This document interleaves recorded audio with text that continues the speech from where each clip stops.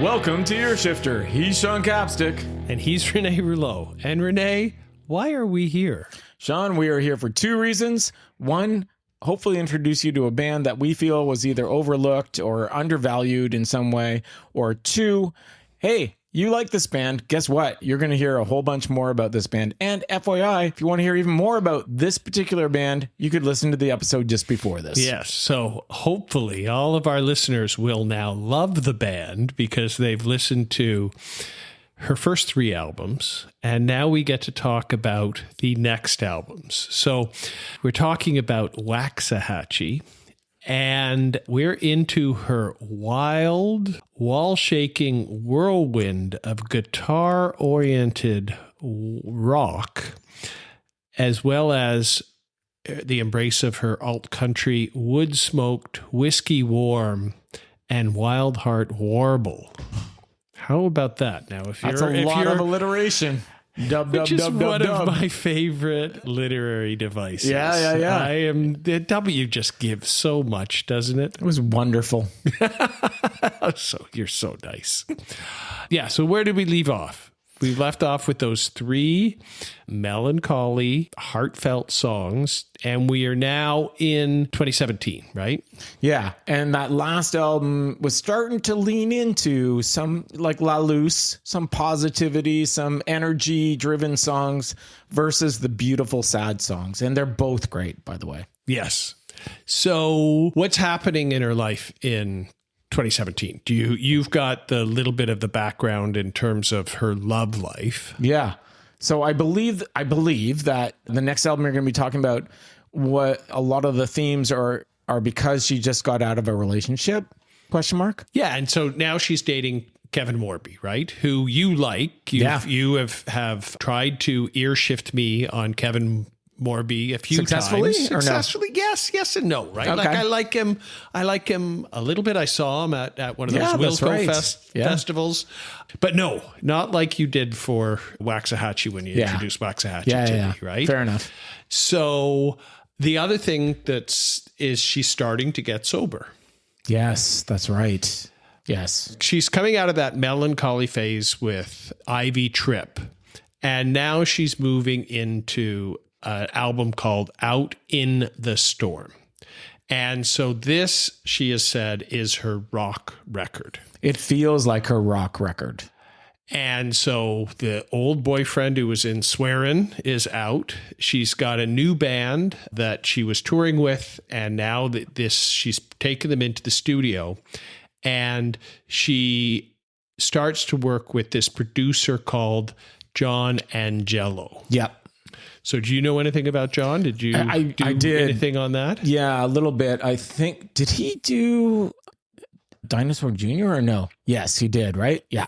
So he's an interesting producer. He was a sound engineer first. He was in the room for a little bit while in Born in the USA or Born to Run, one of those very different albums, buddy. And so he's old, right? Okay, he's around for a little while. Like I didn't focus in on that because when you Google him, it's like, and worked with Springsteen, but he was like just in the studio for a little bit. Right. And he was in the studio with some of the other 70s albums, but then he was on the scene when Dinosaur Jr. broke out. He's produced a lot of albums since then, and it's really kind of interesting to see the range of the albums that he's done. So if I scroll back on his page, Where Have You Been? Great Dinosaur Jr. album. Mark Langren, who was Screaming Trees, I believe. Oh, yeah, Screaming Trees, yeah. One of his albums that he produced. He produced the last album by Sonic Youth, which I can't remember which one it is now. Fair. Yeah, that's just so typical, Rene. Once they become passé, you just stop listening to them. He's produced, I think, most of the Dinosaur Jr. albums. And inexplicably, remember Buffalo Tom? I love Buffalo Tom. So he's produced no Buffalo Tom albums that I know of. So when Buffalo Tom were the next big thing. Yeah. So when they were the last next big thing, I guess he started to produce them. It's made me, again, we've got... which album? Do you know which albums he produced? Sleepy Eyed. Yeah. Do you know that one? Yep. Okay, so I can't recall Sleepy Eyed. Which other ones did he? Drive-By Truckers, just as I scroll through this. Okay. Which is a big influence in that whole scene that we're talking about. Yeah. I still love Buffalo Tom, by the way. Those first couple albums were so great. Yeah. So jangly, so innocent, so nice. Buffalo Tom, Quiet and Peace. Well, I'm not sure. I'd have to. 2018. Oh, that's recent. Yeah. So this was, We should see them if they tour again, just for fun. I would love to. I hope they're so as innocent as they, back in the day. Yeah. Interesting with the whole Waxahatchee, Spencer Tweedy playing at the Wilco Festival. Yeah. He's the drummer, right? John Angelo. Spencer Tweedy is drummed with Waxahatchee's band. Yeah. But this producer produced the Anti-W, Jay Farrar, and Sunvolt. So he's done a whole bunch of Sunvolt albums as well, right? Okay. So again, Wilco, another great W band. Yeah. They were formed out of Uncle Tupelo, a great alt country band. Yep. See, you're a little bit alt country. Oh, I am. I am 100%. And so Jay Farrar basically said, that's it, I quit the band. Oh, yeah, there was some trouble. Everybody thought Jay was the genius in Uncle Tupelo. Yeah. And I think Jeff Tweedy's proved everybody wrong to say that he was just a flash in the pan. But yeah, he's produced a whole bunch of Sunvolts as well. And what I'm really interested in digging in, because I've seen some of these Dream Syndicate albums, the Dream Syndicate, and totally ear shifter band, heavily influenced by the Velvet Underground, great Paisley Underground revival in the 80s. He produced a 2019 album that I had missed. And then 2020 album, which I really liked, called Universal Inside. So I've got to check out this producer a little bit more. But Katie sought him out to produce this next rock record. Right. And it is a rock record. It is a rock record for sure. And you have difficulty with this. I would say you just don't get the change. Is it because you don't want her to change, or you just, you listen to the album and it's like, and I feel bad saying this because I'm such a fan, but this album just for me, opinion of one, it was so rock and roll that it actually just sounded like everything to me, which means it kind of sounded like nothing to me, which sounds harsh, and I don't want to be harsh, but I literally said, why is this album so, because it really is, because even following this album, this album is a outlier. It's the only one that is so rock and roll heavy. Right. And I'm like, why is this album like this? And my answer was the producer, perhaps. Right now, I do want to couch this with, there are two songs on this album I do like. One is called Recite Remorse. And that's probably my fave on this one. And I'm not alone. It's a good one. It's actually the most listened to song on the album. Yep. And then the other one is called A Little More. And the thing about A Little More, Sean, is it is a throwback to those first couple albums. Like it could have fit on Ivy Trip or maybe even Cerulean Salt. It's just a nice, pretty, sad song. So those are the only two I liked. Okay, so I flagged Recite Remorse because lyrically it's still in a dark place. She's, even the title, right? But then there's a song like Silver, the one right before it on the album tracks, which is a wonderfully poppy, nice rock song. So maybe we can hear both, but let's just pick one because I want to play the other albums a lot. So let's hear the for people who really liked the last episode, dig into Remorse. For the people who have been going, Rene's not just a little melancholy, I've listened to those first three albums, then let's play Silver, because I think this is for you, other listeners who want a little more rocky sound and opening up into, this isn't alt country yet, but this is she's changing her voice. She's finding a much louder voice in this song. Okay, let's give a listen.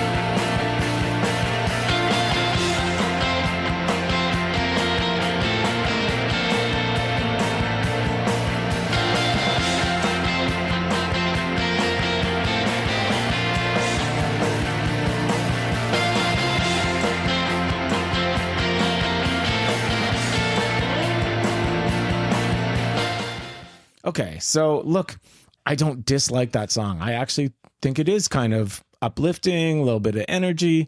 It just doesn't grab me as much as some of her other songs, but I don't dislike it. So I think it's a great poppy rock song. There's a lot of songs on this album that are very well crafted, well produced rock songs. And I think that's what she wanted to do, right? When she was doing the press around this album, she said, I wanted to make a rock record. I felt that I'd moved past my lo-fi beginnings. I wanted to be in a band. She'd been playing with a band, and she sought out this sound. And I think she did a great job with this sound. Yeah. But if there's one thing that she's not standing still. No, right? no, she is not. 2020 saw the release of St. Cloud.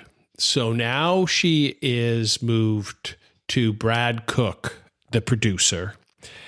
And for those who have listened to the MJ Lenderman episode, Brad is in Snocaps. Brad produced the next two records we're going to talk about, and really, I think, is responsible for really filling out the Waxahatchee sound. So St. Cloud, she's sitting on the top of a F-150, an old classic F-150. Nice. It's filled with roses.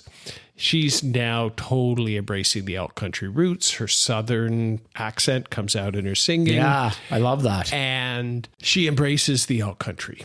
So, and did you know that? So St. Cloud came out, and then there's St. Cloud +3. So do you know what the +3 songs are? No. There is Light of a Clear Blue Morning. Now, you just toured her theme park. Oh, Dolly Parton. Yeah. So do you guys didn't listen to that song while you were there? When you hear it, I won't play it here, but it's like she's singing Dolly Parton. You go, oh, that's a Dolly Parton song. But wow, Waxahatchee singing Dolly Parton. Wow, cool. There's a song called Streets of Philadelphia by I've heard some guy named Springsteen. Yeah. And by the way, I love that song. I know it's very popular, but I do love that Springsteen song. And have you heard? No, I haven't. Well, I'm intrigued. Again, you've got to do your research or something, because yeah. We'll get to maybe one of the original songs on this, but she said when she was recording this, she was channeling her own Lucinda Williams. Interesting. Lucinda Williams, an alt country mainstay. Can't say enough good things about Lucinda Williams. I saw her a couple times, once at the Wilco Fest. Yeah. Great songwriter. So let's hear her cover of Fruits of My Labor. All right, let's hear that. I got in my Mercury and drove out west. Pedal to the metal and my luck to the test. Baby, sweet baby. Well, I've been trying to enjoy all the fruits of my labor. I've been crying for you, boy. Oh, but truth is my savior. Baby, sweet baby, if it's all the same, take the glory any day over the fame. Baby, sweet baby.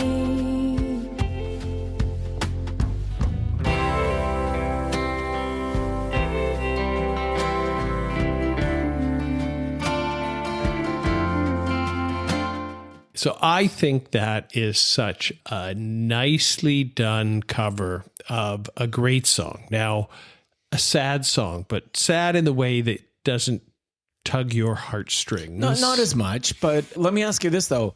Did she do the cover true to Lucinda Williams, or did she make it her own? Because that's always a thing for me. It is reverential, but she's made it her own. Oh, good. Right? Good. So their voices are very different, Okay, naturally. decades apart in terms of age. And, I think it's a very, and it sets, I think, although that was on a bonus version, it didn't come out on the original version, but I think really kind of set the tone for this album. And I know that the Storm record didn't turn you on, and it took you a little while to get into this one. And I think that her positivity is coming through here a lot more, right? Yeah. Although Lucinda Williams is again, she sings about Blues, sad blues, things.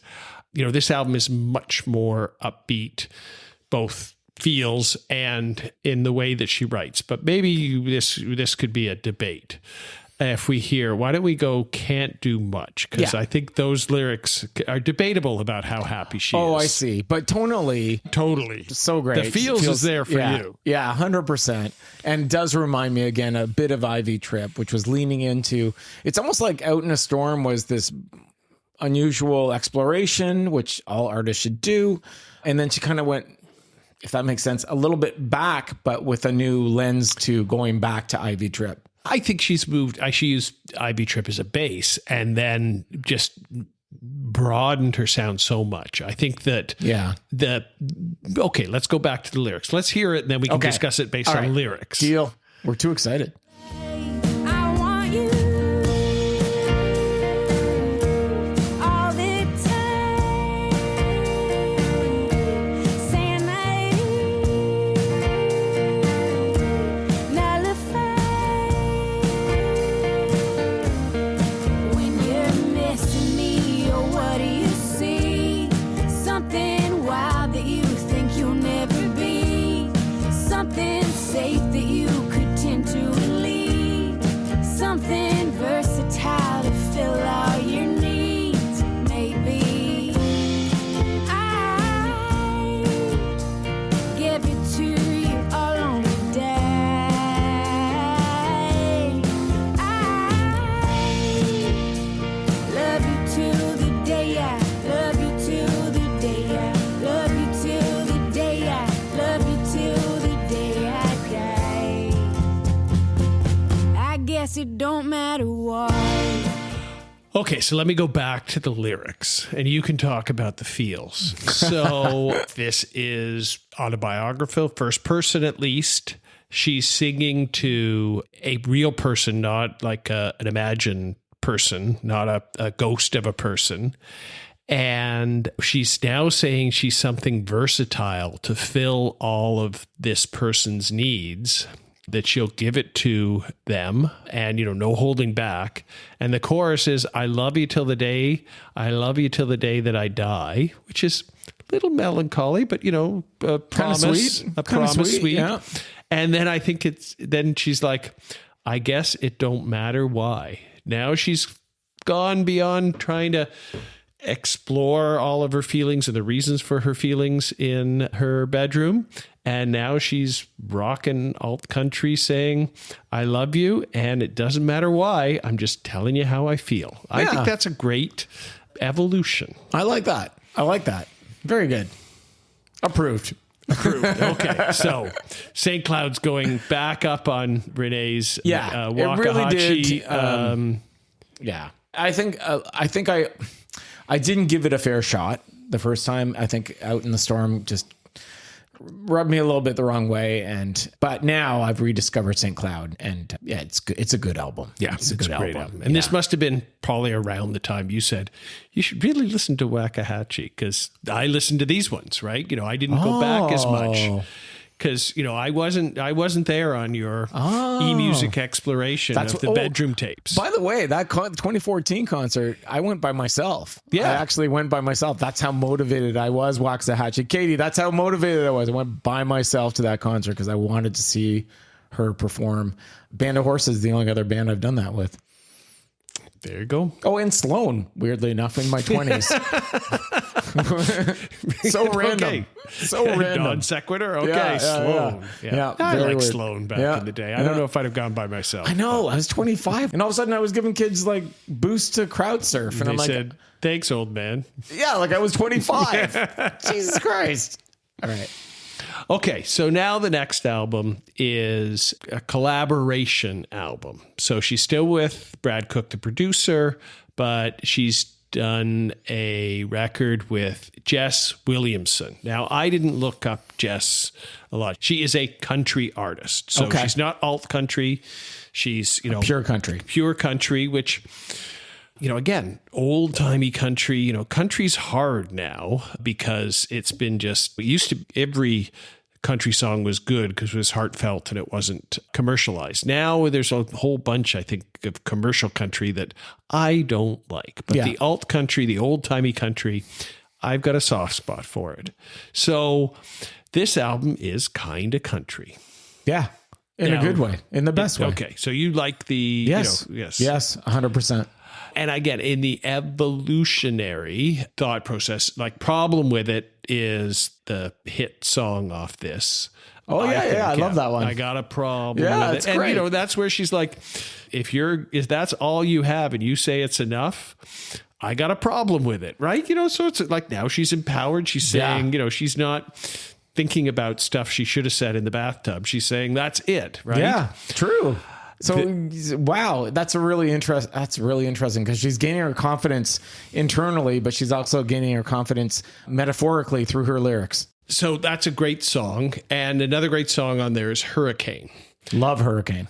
It's a great, uplifting, powerful song that Katie is doing by herself. When the last time I saw her, she played Hurricane cover, and it was a great song. So let's hear Hurricane. When I was with your wife at Waxahatchee, she played Hurricane as well. Yeah, it's a fun song. Oh my God. And that's how it actually introduced me to that album. So yeah, great song.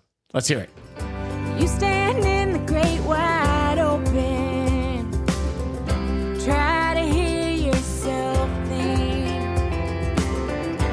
I can learn to wait for you, ride it out with some peace, but I come in like a cannonball. I've been that way my whole life. Sweet as honeysuckle when you wound up back at night. And if you keep coming, my hurricane, I might keep it at bay. But I know you'll love me anyway.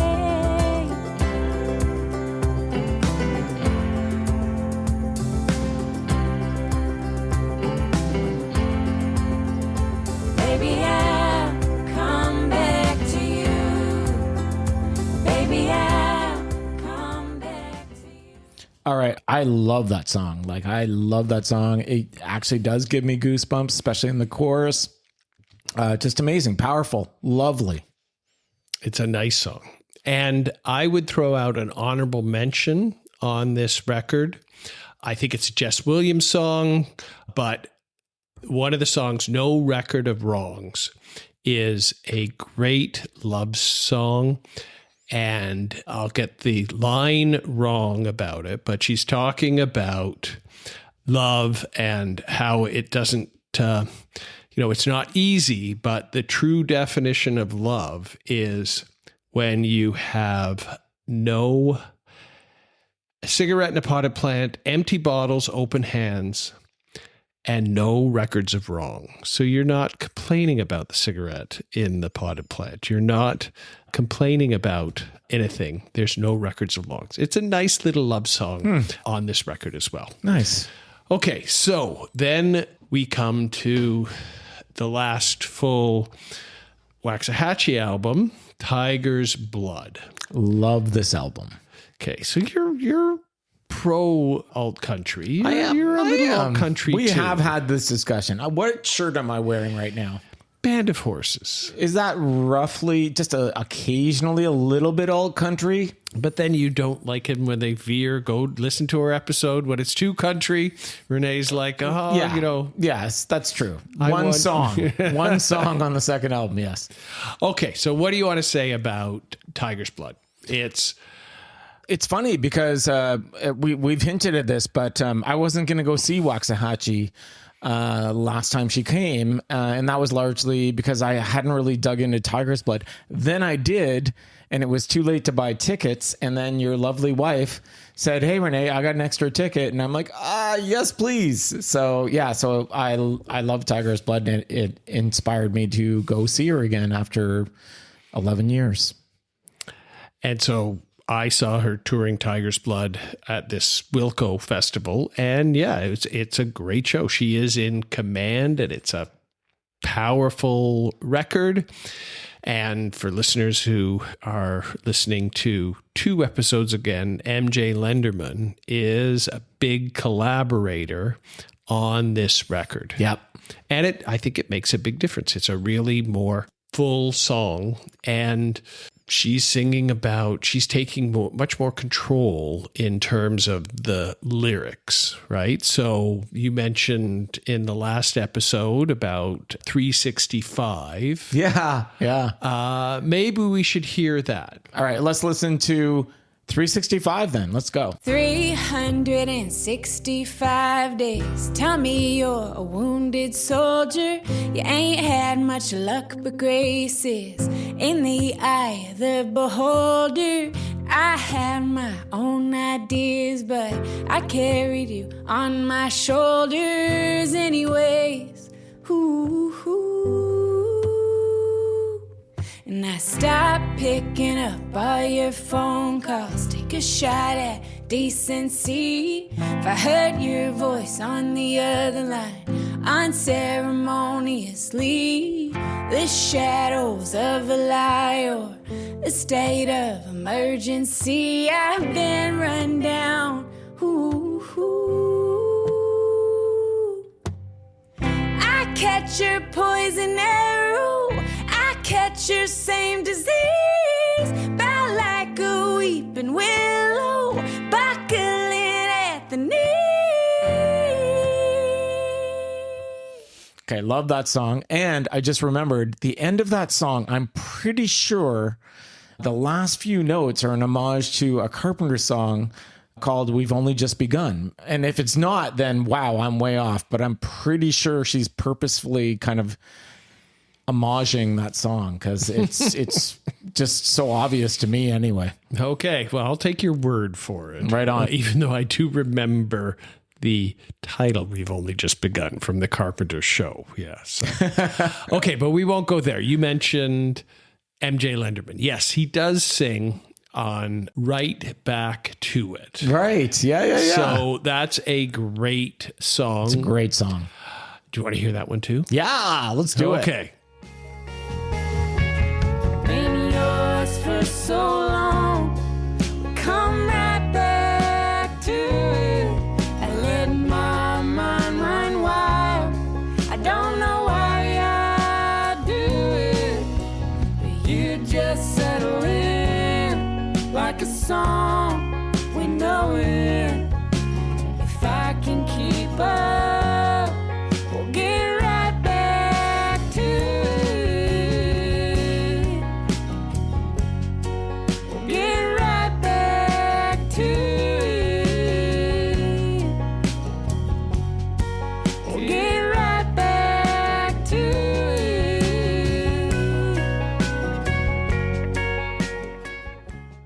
Okay, so another great song off the record, right? Absolutely. And there's so many other good songs Absolutely. on this record. I think it's if you were going to jump into Waxahatchee, I think that's a would good say place. this is the one. Yeah, Yep, I would say I agree.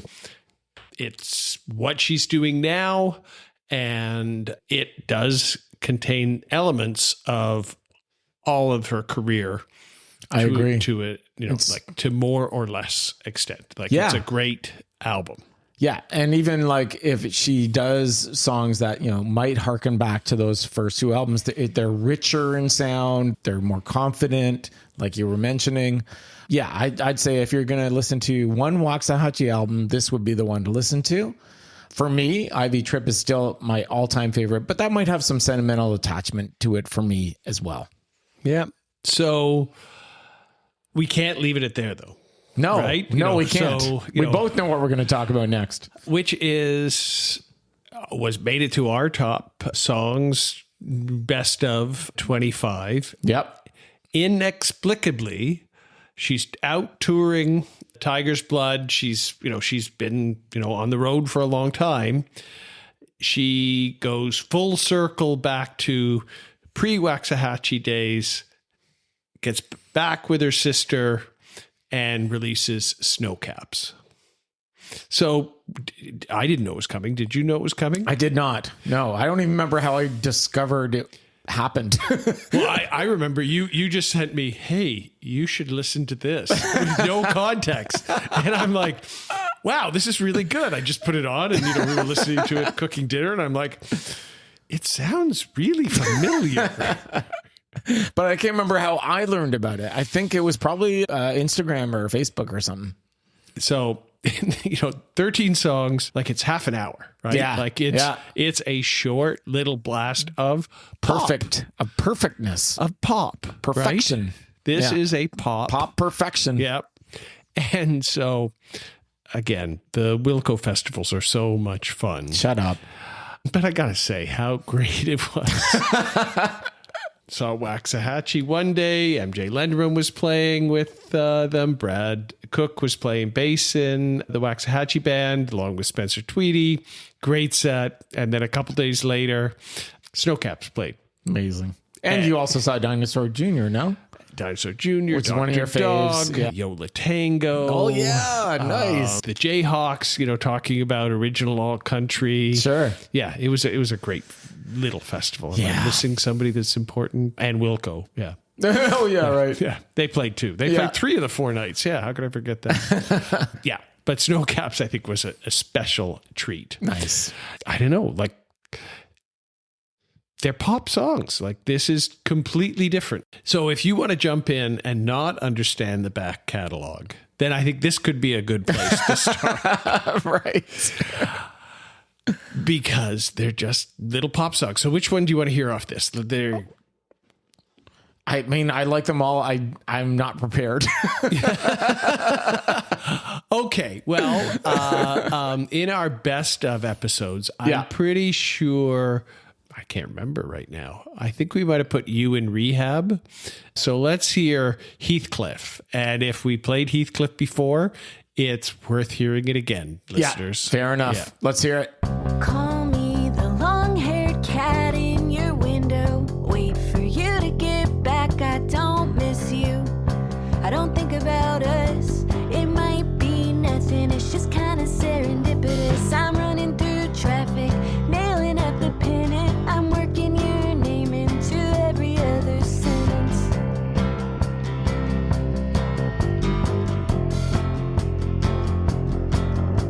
When you go down, you take me down with you. When you go down, you take me down with you. When you go down, you take me down with you. I'll be the light at the end of the tunnel. High-speed train crash, head-on, send you straight to hell. I don't think about us. It might be something, but we keep it inconspicuous. Laid out on the highway, I look the other way every time you walk in, ignoring everything you say.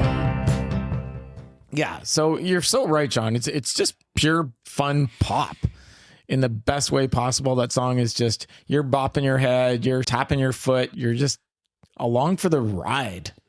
And the whole the whole album are like that. Just little perfect little pop gems. Yeah.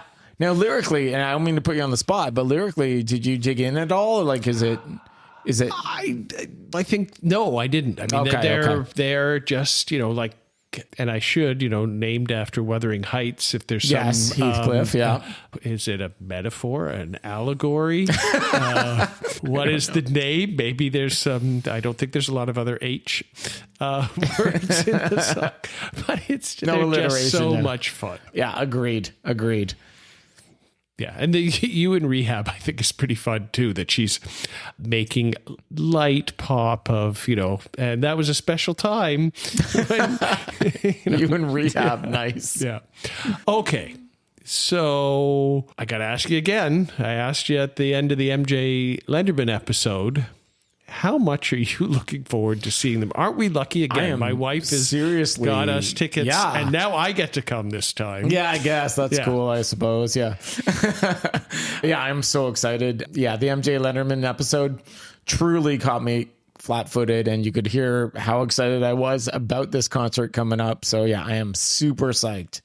And it's less than a month away. It's amazing. Less than a month away. Just a little over a month. Yeah, see? Yeah, don't do that. Yeah. It made me sad again. Not to listen to the first 2 albums of Waxahatchee. You listen to all of the albums. Yeah, I can listen to all of them. All of them. But yeah, I am super excited for that. It's going to be amazing. Yeah. And so this is fun. Like, I got to say, I asked you to do this, to talk about Waxahatchee, because you introduced the band to me. That's so kind of was our your unwritten rule. episode, right? Yeah, it's your episode, but I think it's pretty good the way it's turned out, because, you know, she's become our band. Yeah. And that's why we did 2 episodes on her. Because we couldn't fit it into one. That's right. Yeah, that's great. Honestly, like, the more I think about it, the more I think she is in my top, like, 20 bands of all time. Like, she's really that good, and I do go back to her quite often.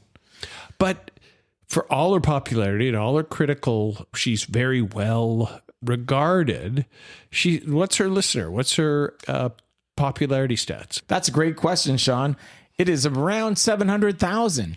And here's the thing, man. Like, when I was at the concert with your wife, I vividly remember her, and this is a while ago, right? This is before we officially launched our podcast. And she said, like, Rene, she is so incredible. Her voice is so incredible. Alone, her voice is so incredible, but her talent is just unbelievable. How come more people don't know about her? To which I replied, that's what Earshifter is asking every single episode. So you were thinking about it back then. And I was literally like, hey, who knows? We might even do an episode on her. And that was my point. And that's why this is your episode. Whatever, man. We always share music back and forth. It is nice. Yeah. I hope, I am excited to see what 2006 and the future brings for her, because she's got such a great voice and such a solid bass that... what is she going to do next, man? Yeah, and so in addition to wondering what's going to come next, I think it's also important to talk about what she just released, because she just released a single with Courtney Barnett. Which is pretty awesome, because we just did an episode on Courtney Barnett just a few episodes ago. Yeah, and it's a pretty good song. Yeah, I actually like it quite a bit too. So, and we are still excited about hearing Courtney Barnett's new album. Yeah, and if that's and a hint, her tour. So yeah. If that's a hint of it, that's gonna be good. All right, I think we're good. Part 2, Waxahatchee done. Sean, what is coming up next? What's going to be on our next episode? So I would like to do a W adjacent band. W adjacent, okay. But the next episode will be sponsored by a letter in the first half of the alphabet. Oh man, that does not narrow it down at all. That is a poor clue, my friend, but we'll go with it. Okay. All right. Until next time. See ya. We hope you enjoyed this episode of Earshifter. Tune in next time, where we'll cover another band that deserves more. You can find Earshifter on Instagram, Facebook, and TikTok. Friend us or listen to our playlists on Spotify, and visit earshifter.com for more information. Special thanks go to our logo designer, Stuart Thursby, and our intro-outro music by Joe Novak. You can find him as Bye Bye Badman, one word, on SoundCloud. And a big shout out to Joe for being our awesome sound engineer / editor. Until next time.